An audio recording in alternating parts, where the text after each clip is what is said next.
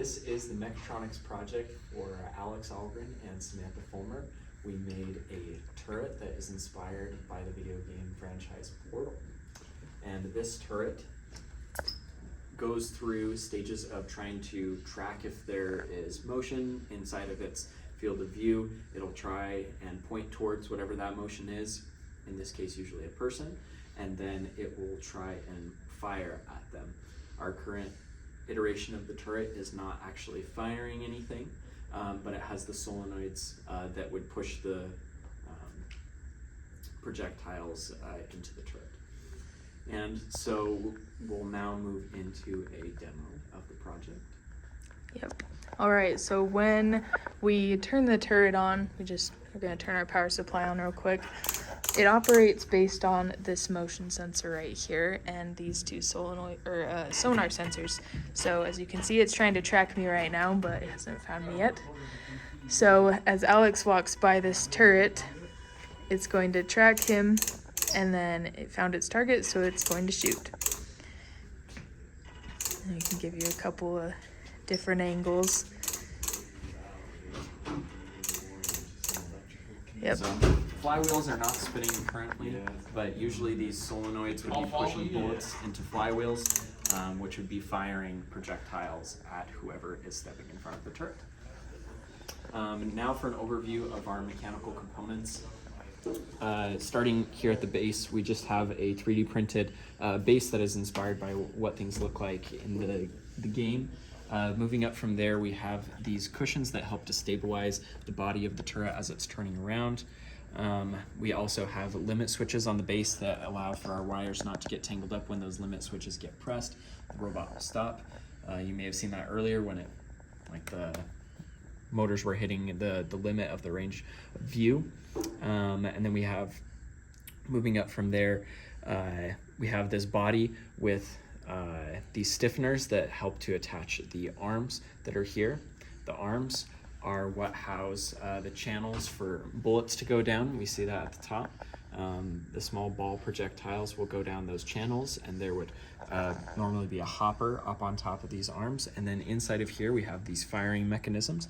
There's a motor in here that spins all of these gears coming up into these flywheels, and then the flywheels will turn and be able to fire their projectiles out. And those are held on with a bracket right there. All of this was 3D printed and then later assembled. So to explain a few of the electronics of the system, as I pointed out earlier, we have our motion sensor up here. So this has a pretty wide angle. I would say it's about 150 degrees. So it can catch most things around it. That's why as soon as you turn it on, it tries to shoot somebody standing near. And then kind of working down from there, we have our solenoids in the back, as Alex mentioned. As soon as it tracks and finds somebody, it will activate those solenoids for a number of cycles. And the way that it tracks is it uses these two different sonar sensors and calculates the difference between them at any point in time. And when it finds that that difference is less than 5, it will activate the shooting mechanism. So that's why sometimes you would see it turn back and forth in the video in our demo. And then if you want to come down over to here, I can show you a little bit of the electronics. It's definitely a spaghetti mess right now, but the idea is to turn into a PCB later. This green and red LED that you can see, the red LED will turn on when the turret detects somebody with the motion sensor. The green is showing that the motors had been turned on to shoot.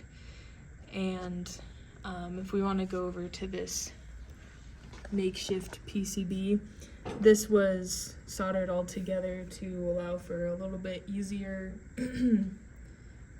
connection. And all of these right here that you see are MOSFETs. Those have been used for the solenoids to allow for easier shooting and less overheating. And the rest of it is just resistors and power connections and everything else to all the other components.